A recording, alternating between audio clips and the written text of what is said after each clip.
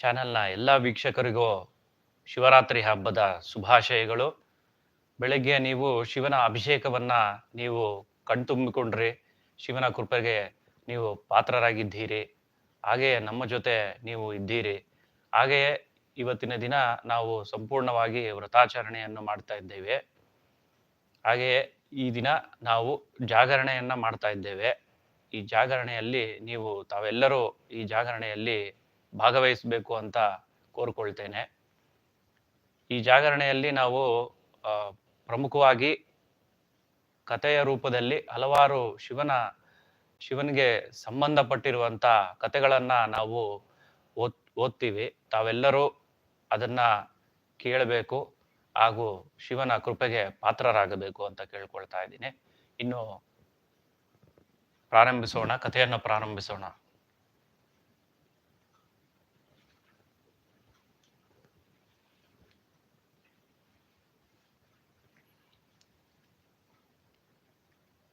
ನಮ್ಮ ಹಿಂದೂಗಳು ನಂಬುವ ಪ್ರಮುಖ ಮೂರು ದೇವರುಗಳಲ್ಲಿ ಶಿವನು ಒಬ್ಬ ಬ್ರಹ್ಮನನ್ನು ಸೃಷ್ಟಿಕರ್ತನೆಂತಲೂ, ವಿಷ್ಣುವನ್ನು ಪಾಲಕನೆಂತಲೂ ಮತ್ತು ಶಿವನನ್ನು ವಿನಾಶಕ ಅಥವಾ ಸಂಹಾರಕನೆಂತಲೂ ಕರೆಯುತ್ತಾರೆ. ಶಿವ ಎಂದು ವಿಶೇಷವಾಗಿ ಹೇಳಿದರೆ ಶುಭ, ನಾಮವಾಗಿ ಹೇಳಿದರೆ ಶುಭವಾದವನೆಂತಲೂ ಆಗುತ್ತದೆ. ಕಲ್ಯಾಣ ಎಂದು ಇದಕ್ಕೆ ಅರ್ಥವಿದೆ. ಶ್ರೀ ಆದಿಶಂಕರರು ಶಿವಕ್ಕೆ ಅನೇಕ ಅರ್ಥಗಳನ್ನು ಕೊಟ್ಟಿದ್ದಾರೆ. ಶಿವನೆಂದರೆ ಶುದ್ಧನಾದವನು, ನಿಷ್ಕಳಂಕನಾದವನು, ಪ್ರಕೃತಿಯ ಮೂರು ಗುಣಗಳಾದ ಸತ್, ರಜಸ್ ಮತ್ತು ತಮೋ ಗುಣಗಳ ಪ್ರಭಾವಕ್ಕೆ ಒಳಗಾದವನು. ಕೇವಲ ಅವನ ನಾಮಸ್ಮರಣೆಯಿಂದ ಎಲ್ಲರನ್ನೂ ಶುದ್ಧರನ್ನಾಗಿ ಮಾಡುವನು. ಸ್ವಾಮಿ ಚಿನ್ಮಯಾನಂದ ಸ್ವಾಮಿಗಳು ಇದೇ ರೀತಿಯ ಭಾಷ್ಯ ಮಾಡುತ್ತಾರೆ. ರಜೋ ತಮೋ ಗುಣಗಳಿಂದ ಕಲುಷಿತಗೊಳ್ಳದವನು ಅಂತ. ಇನ್ನು ಶಿವನನ್ನು ನಾವು ಲಿಂಗರೂಪದಲ್ಲಿ ಆರಾಧಿಸ್ತೇವೆ. ಆ ಶಿವನ ಲಿಂಗರೂಪದ ಬಗ್ಗೆ ನಾವು ತಿಳಿದುಕೊಳ್ಳೋಣ ಬನ್ನಿ. ಶಿವ ಎಂದಾಕ್ಷಣ ನಮ್ಮ ಕಣ್ಣು ಮುಂದೆ ಬರುವುದು ಒಂದು ಲಿಂಗದ ಸ್ವರೂಪ. ಶಿವಾಲಯಗಳಲ್ಲಿ ಪೂಜೆಗೆಂದು ನಿರ್ಮಿಸಿರುವ ಶಿವನ ಪ್ರತೀಕವೇ ಶಿವಲಿಂಗ. ಲಿಂಗ ಪದಕ್ಕೆ ಗುರುತು, ಚಿಹ್ನೆ ಎಂಬ ಅರ್ಥಗಳೂ ಇವೆ. ಅದಕ್ಕಾಗಿ ಶಿವಲಿಂಗವನ್ನು ಭಕ್ತರು ಶಿವನ ಪವಿತ್ರವಾದ ಚಿಹ್ನೆ ಎಂದು ನಂಬುತ್ತಾರೆ. ಶಿವಲಿಂಗವನ್ನು ವರ್ಷಾಂತರಗಳಿಂದ ಹಿಂದೂ ಭಕ್ತರು ಪೂಜಿಸುತ್ತಾ ಬಂದಿದ್ದಾರೆ. ಶಿವಲಿಂಗವನ್ನು ದುಂಡಗೆ, ಅಂಡಾಕಾರವಾಗಿ, ಶಂಕುವಿನ ಆಕಾರವಾಗಿ ಕೆತ್ತಿರುತ್ತಾರೆ. ಅದನ್ನ ನೀವು ನೋಡೇ ಇರ್ತೀರ. ಪೀಠ ದುಂಡಗೂ ಪಕ್ಕ ಉದ್ದಕ್ಕೂ ಇರುವ ಹಾಗೆ ಕೆತ್ತಿರುತ್ತಾರೆ. ಬೆಲೆ ಬಾಳುವ ಕಲ್ಲುಗಳಿಂದಲೂ ಮರದಿಂದಲೂ ಮಾಡಿರುತ್ತಾರೆ. ತಾತ್ಕಾಲಿಕವಾಗಿ 12 ವಿಧವಾದ ವಸ್ತುಗಳಿಂದ ಮಾಡಿರುತ್ತಾರೆ. ಮರಳು, ಅಕ್ಕಿ ಬೇಯಿಸಿದ ಆಹಾರದ ಪದಾರ್ಥಗಳು, ನದಿಯ ಮಣ್ಣು, ಗೋಸಗಣಿ, ಬೆಣ್ಣೆ, ರುದ್ರಾಕ್ಷಿ, ಬೂದಿ, ಗಂಧದ ಮರ, ದರ್ಬೆ, ಹೂವುಗಳು ಅಥವಾ ಕಾಕಂಬಿಯಿಂದಲೂ ಮಾಡಿರುತ್ತಾರೆ.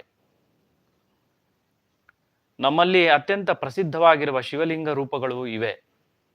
ಕಾಶಿಯಲ್ಲಿ ಇರುವ ಶಿವಲಿಂಗ ಕಲ್ಲಿನ ರೂಪ ರಾಮೇಶ್ವರದಲ್ಲಿ ಇರುವುದು ಮರಳಿನದು ಎಂದು ನಂಬಿಕೆ ಕೂಡ ಇದೆ.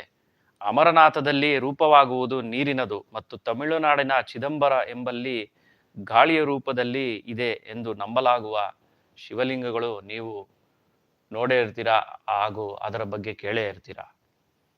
ಶಿವನನ್ನ ಲಿಂಗ ರೂಪದಲ್ಲಿ ಏಕೆ ಪೂಜಿಸ್ತಾರೆ ಅದನ್ನ ನಾವು ತಿಳ್ಕೊಳ್ಳೋಣ ಬನ್ನಿ. ಶಿವನನ್ನು ಲಿಂಗ ರೂಪದಲ್ಲಿ ಪೂಜಿಸುವುದು ತುಂಬಾ ಮಹತ್ವಪೂರ್ಣ. ಕಾರಣ, ಶಿವಲಿಂಗವನ್ನು ಆ ಬ್ರಹ್ಮಾಂಡದಲ್ಲಿ ಅತಿ ಮಹತ್ವವಾದ ಶುಭವಾದ ದೇವನ ಪ್ರತೀಕವೆಂದು ನಂಬುತ್ತಾರೆ. ಶಿವಲಿಂಗದ ಪೂಜೆಯ ಬಗ್ಗೆ ಅಥರ್ವವೇದ ಸಂಹಿತೆಯ ಒಂದು ಮಂತ್ರದಲ್ಲಿ ಸಿಗುತ್ತದೆ. ಅದರಲ್ಲಿ ಯೂಪಸ್ತಂಭದ ವರ್ಣನೆ ಮತ್ತು ಅದರ ಮಹತ್ವವನ್ನು ಸಾರಿದೆ. ಯೂಪಸ್ತಂಭ ಆದಿಯೂ ಇಲ್ಲದ, ಅಂತ್ಯವೂ ಇಲ್ಲದ ಒಂದು ಸ್ತಂಭವೆಂದು ವರ್ಣಿಸಲಾಗಿದೆ. ಈ ಯೂಪಸ್ತಂಭವೇ ಮುಂದೆ ಶಿವಲಿಂಗವಾಗಿ ಪರಿವರ್ತಿಸಲ್ಪಟ್ಟು ಪೂಜಿಸಲ್ಪಡತೊಡಗಿತು. ಇದು ಒಂದು ಕಥೆಯಾದರೆ ಲಿಂಗಪುರಾಣದಲ್ಲಿ ಮತ್ತೆ ಇನ್ನೊಂದು ಕಥೆ ಇದೆ. ಅದರ ಬಗ್ಗೆ ತಿಳಿದುಕೊಳ್ಳೋಣ. ದಾರುವನ ಎಂಬ ದಟ್ಟವಾದ ಕಾಡಿನಲ್ಲಿ ಸಪ್ತರ್ಷಿಗಳು ಸೇರಿದಂತೆ ಅನೇಕ ಋಷಿಮುನಿಗಳು ತಮ್ಮ ಕುಟೀರಗಳನ್ನು ಕಟ್ಟಿಕೊಂಡು ತಮ್ಮ ತಮ್ಮ ಪತ್ನಿ ಮಕ್ಕಳೊಂದಿಗೆ ತಪಸ್ಸು, ಯಜ್ಞವೇ ಮುಂತಾದ ದೇವ ಕಾರ್ಯಗಳನ್ನು ಮಾಡುತ್ತಾ ಇರುತ್ತಿದ್ದರು.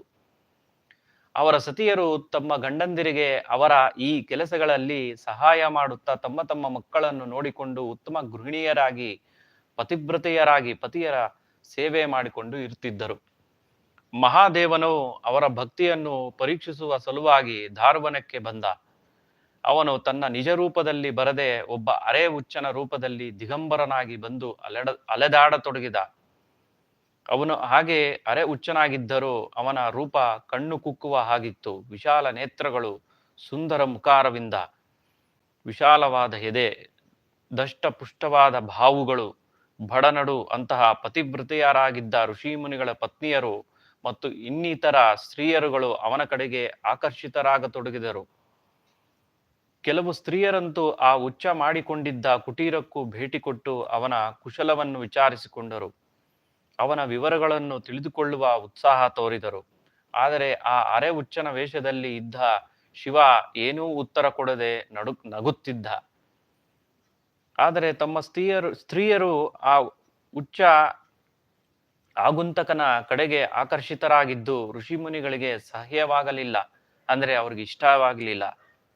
ಅವರೆಲ್ಲ ಒಂದು ದಿನ ಒಟ್ಟುಗೂಡಿ ಅವನನ್ನು ಎದುರಿಸಿದರು. ಆ ಹುಚ್ಚ ದಿಗಂಬರನಾಗಿ ತಮ್ಮ ಸ್ತ್ರೀಯರನ್ನು ಆಕರ್ಷಿಸಿ ತಮ್ಮ ಸಂಸಾರದ ಸುಖ ಶಾಂತಿಯನ್ನು ಕೆಡಿಸಿದ್ದಕ್ಕೆ ಅವನಿಗೆ ಅವನ ಲಿಂಗಭೂಮಿಗೆ ಬಿದ್ದು ಹೋಗಲಿ ಎಂದು ಶಾಪ ಕೊಟ್ಟು ಬಿಟ್ಟರು. ತನ್ನ ತಪ್ಪು ಏನೂ ಇಲ್ಲದಿದ್ದರೂ ಅವರು ತನಗೆ ಶಾಪ ಕೊಟ್ಟಿದ್ದರಿಂದ ಹುಚ್ಚನ ವೇಷದಲ್ಲಿದ್ದ ಶಿವ ಕೋಪಗೊಂಡನಾದರೂ ಅವರಿಗೆ ಪ್ರತಿ ಶಾಪ ಕೊಡದೆ ನೆಲಕ್ಕೆ ಬಿದ್ದು ಹೋದ ತನ್ನ ಲಿಂಗ ಅದು ಅಲ್ಲಿಯೇ ನೆಲೆಸಿಬಿಡಲಿ ಮತ್ತು ಅನೇಕ ಪಟ್ಟು ಹೆಚ್ಚುತ್ತಾ ಹೋಗಲಿ, ಜೊತೆಗೆ ಅಲ್ಲಿನ ಅರಣ್ಯಕ್ಕೆ ಬೆಂಕಿ ಹತ್ತಿಕೊಂಡು ಬಿಡಲಿ ಎಂದು ಶಾಪ ಕೊಟ್ಟು ಬಿಟ್ಟ. ಅಲ್ಲದೆ ಅಲ್ಲಿ ನೆರೆದಿದ್ದ ಸಪ್ತ ಋಷಿಗಳು ಆಕಾಶದಲ್ಲಿ ನಕ್ಷತ್ರಗಳ ಜೊತೆ ನೇತಾಡುತ್ತಿರಲಿ ಎಂದು ಹೇಳಿಬಿಟ್ಟ. ಆಗ ಋಷಿಮುನಿಗಳು ಆಘಾತಗೊಂಡು ತಾವು ಏನು ಮಾಡಿಬಿಟ್ಟೆವು ಎಂದು ಅರಿವಾಯಿತು. ಆದರೆ ಅಷ್ಟು ಹೊತ್ತಿಗೆ ವೇಳೆ ಮೀರಿ ಹೋಗಿತ್ತು. ಲಿಂಗಗಳು ಹುಟ್ಟಿಕೊಳ್ಳುತ್ತಿದ್ದವು.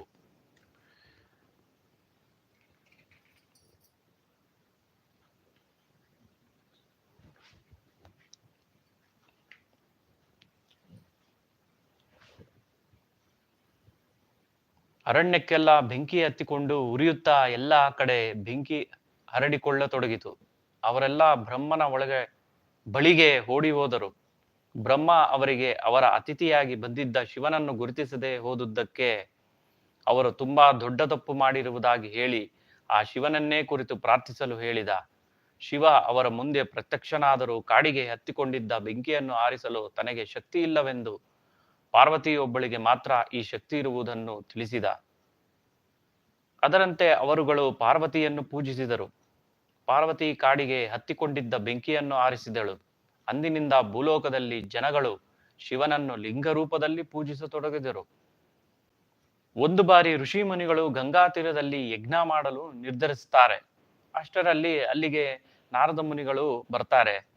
ಅವರು ಋಷಿಗಳನ್ನ ಕುರಿತು ಈ ಯಜ್ಞದ ಫಲವನ್ನು ಯಾವ ದೇವರಿಗೆ ಅರ್ಪಿಸುತ್ತೀರಿ ಅಂತ ಕೇಳಿದಾಗ ಆಗ ಋಷಿಗಳಲ್ಲಿ ಅದರ ಬಗ್ಗೆ ಜಿಜ್ಞಾಸೆ ಉಂಟಾಗುತ್ತೆ. ಬ್ರಹ್ಮ, ವಿಷ್ಣು, ಮಹೇಶ್ವರರಲ್ಲಿ ಈ ಯಜ್ಞದ ಫಲಕ್ಕೆ ಯಾರು ಶ್ರೇಷ್ಠರಾಗ್ತಾರೆ? ಅವರೆಲ್ಲ ಋಷಿ ಭೃಗುವನ್ನು ಸಂಪರ್ಕಿಸಿ ತ್ರಿಮೂರ್ತಿಗಳಲ್ಲಿ ಯಾರು ಶ್ರೇಷ್ಠರು ಎಂದು ತಿಳಿದುಕೊಂಡು ಬರಲು ಪ್ರಾರ್ಥಿಸಿದರು. ಅದರಂತೆ ಭೃಗು ಋಷಿಗಳು ಮೊದಲು ಬ್ರಹ್ಮಲೋಕಕ್ಕೆ ಬಂದಾಗ ಬ್ರಹ್ಮ ಸರಸ್ವತಿಯೊಡನೆ ವೇದಗಳ ಬಗ್ಗೆ ಮಾತನಾಡುತ್ತಿದ್ದು ಭೃಗು ಮುನಿಗಳು ಬಂದಿದ್ದನ್ನು ಗಮನಿಸಲಿಲ್ಲ. ಅದಕ್ಕೆ ಕೋಪಾವಿಷ್ಟರಾದ ಭೃಗು ಬ್ರಹ್ಮನಿಗೆ ಭೂಲೋಕದಲ್ಲಿ ಪೂಜೆಯೇ ಇಲ್ಲದಂತಾಗಲಿ ಎಂದು ಶಾಪವಿತ್ತರು. ಆದ್ದರಿಂದ ಬ್ರಹ್ಮನಿಗೆ ಭೂಲೋಕದಲ್ಲಿ ಪೂಜೆ ಇಲ್ಲ. ಇತ್ತೀಚೆಗೆ ಕೆಲವು ಕಡೆ ಬ್ರಹ್ಮನ ಗುಡಿಗಳು ಬರುತ್ತಿದೆ. ಅದು ಕೆಲವು ಕಡೆ ನೀವು ನೋಡೇ ಇರ್ತೀರಾ. ತಮಿಳುನಾಡಲ್ಲಿ ಕೆಲವು ಅವರಿಗೆ ಸಂಬಂಧಪಟ್ಟಂತಹ ದೇವಸ್ಥಾನಗಳನ್ನ ನೀವು ಕಂಡಿರ್ತೀರಾ. ಇದು ಕೆಲವು ಮಾತ್ರ ಇದೆ, ಬೆರಳೆಣಿಕೆಯಷ್ಟು ಮಾತ್ರ ಇದೆ. ಅಲ್ಲಿಂದ ಕೈಲಾಸಕ್ಕೆ ಹೋದ ಭೃಗುಮುನಿಗಳು ಶಿವ ಮತ್ತು ಪಾರ್ವತಿ ಏಕಾಂತದಲ್ಲಿರುವುದನ್ನು ಗಮನಿಸಲಿಲ್ಲ. ಪಾರ್ವತಿಗೆ ಇದು ತಿಳಿದು ಶಿವನ ಗಮನಕ್ಕೆ ತರ್ತಾಳೆ. ಶಿವ ಕೋಪಾವಿಷ್ಟನಾಗಿ ಭೃಗುವನ್ನು ಕೊಲ್ಲಲು ತಯಾರಾದಾಗ ಪಾರ್ವತಿಯೇ ಅವರನ್ನ ತಡೀತಾರೆ. ತಾನೇ ಸ್ವತಃ ಕೋಪಕ್ಕೆ ಹೆಸರಾದ ಭೃಗು ಶಿವನ ಈ ನಡತೆಯಿಂದ ಅವನಿಗೆ, ನಿನಗೆ ಭೂಲೋಕದಲ್ಲಿ ಮೂರ್ತಿ ರೂಪದಲ್ಲಿ ಪೂಜೆಯಾಗದೆ ಲಿಂಗ ರೂಪದಲ್ಲಿ ಮಾತ್ರ ಆಗಲಿ ಅಂತ ಶಾಪವಿತ್ತು ವೈಕುಂಠಕ್ಕೆ ಹೋಗ್ತಾರೆ. ಇದು ಶ್ರೀನಿವಾಸ ಕಲ್ಯಾಣದಲ್ಲಿ ಬರುವ ಕತೆ. ಆದರೆ ಶಿವಪುರಾಣದಲ್ಲಿ ಮೊದಲಿನಿಂದಲೂ ಶಿವನ ಪ್ರತೀಕವಾಗಿ ಲಿಂಗವೇ ಶ್ರೇಷ್ಠವಾಗಿ ಲಿಂಗ ಪೂಜೆಯೇ ನಡೆಯುತ್ತಿತ್ತು ಎಂಬ ನಂಬಿಕೆ ಕೂಡ ಇದೆ. ಶಿವಲಿಂಗವನ್ನು ಪೂಜಿಸುವುದು ಎಂದರೆ ಸೃಷ್ಟಿಯನ್ನು ಪೂಜಿಸಿದಂತೆ. ಕಾರಣ ಲಿಂಗ ಎನ್ನುವುದರ ಮತ್ತೊಂದು ಅರ್ಥ ಗಂಡಿನ ಜನನಾಂಗವೂ ಆಗಿದೆ. ಹಾಗೆಯೇ ಪೀಠ ಹೆಣ್ಣಿನ ಜನನಾಂಗದ ಸೂಚಕವೂ ಆಗಿದೆ. ಇವೆರಡರ ಸಂಯೋಜನೆಯಿಂದಲೇ ಸೃಷ್ಟಿಯ ಉದ್ಭವ ಎಂಬ ತತ್ವದ ಪರಿಚಯ ಕೂಡ ಮಾಡಿಸ್ತಾರೆ. ಪರಮಾಣುಗಳ ಸಂಯೋಜನೆಯಿಂದಲೇ ಅಲ್ಲವೇ ಶಕ್ತಿ ಉತ್ಪನ್ನವಾಗುವುದು. ಹಾಗೆ ಈ ರೀತಿಯಲ್ಲಿ ಎರಡು ಮಹಾಶಕ್ತಿಗಳಾದ ಶಿವ ಮತ್ತು ಶಕ್ತಿ ರೂಪಳಾದ ಪಾರ್ವತಿಯರ ಮಿಲನದಿಂದ ಎಷ್ಟು ಮಹಾಶಕ್ತಿ ಉತ್ಪನ್ನವಾಗಬಹುದು. ಅದಕ್ಕಾಗಿಯೇ ಅದನ್ನು ತಂಪು ಮಾಡಲು ಶಿವನ ಲಿಂಗದ ಮೇಲೆ ಕಲಶವಿಟ್ಟು ಸದಾಕಾಲ ತಣ್ಣೀರ ಧಾರೆಯಾಗಿ ಬೀಳುವುದನ್ನು ಏರ್ಪಾಡು ಮಾಡಿರುವುದನ್ನು ನಾವೆಲ್ಲ ನೋಡೇ ಇರ್ತೀವಿ. ಇದು ಹಾಗೆ ಉತ್ಪತ್ತಿಯಾದ ಅತಿಯಾದ ಶಾಖದ ಶಕ್ತಿಯನ್ನು ತಂಪು ಮಾಡಲೆಂದೇ ಹೀಗೆ ಮಾಡಿರುತ್ತಾರೆ ಎಂಬ ನಂಬಿಕೆ ಕೂಡ ಇದೆ. ಈ ಜಲಾಭಿಷೇಕದ ಬಗ್ಗೆ ಇನ್ನೊಂದು ಪ್ರತೀತಿಯೂ ಕೂಡ ಇದೆ. ದೇವದಾನವರಿಂದ ಸಮುದ್ರ ಮಂಥನವಾದಾಗ ಹಲವು ಉಪಯುಕ್ತ ವಸ್ತುಗಳಾದ ಐರಾವತ, ಲಕ್ಷ್ಮಿ ಉತ್ಪನ್ನವಾಗುವ ಮುನ್ನ ಆಲಾಹಲ ಉತ್ಪನ್ನವಾಗುತ್ತೆ. ಅದರ ಶಾಖದಿಂದ ಇಡೀ ವಿಶ್ವವೇ ಸುಡುತ್ತಿರುವಾಗ ಹಾಗೂ ಅದರ ಗಾಳಿ ವಿಷದ ಗಾಳಿಯನ್ನು ಸೇವಿಸಿದಾಗ ಮರಣ ಹೊಂದತೊಡಗಿದರು.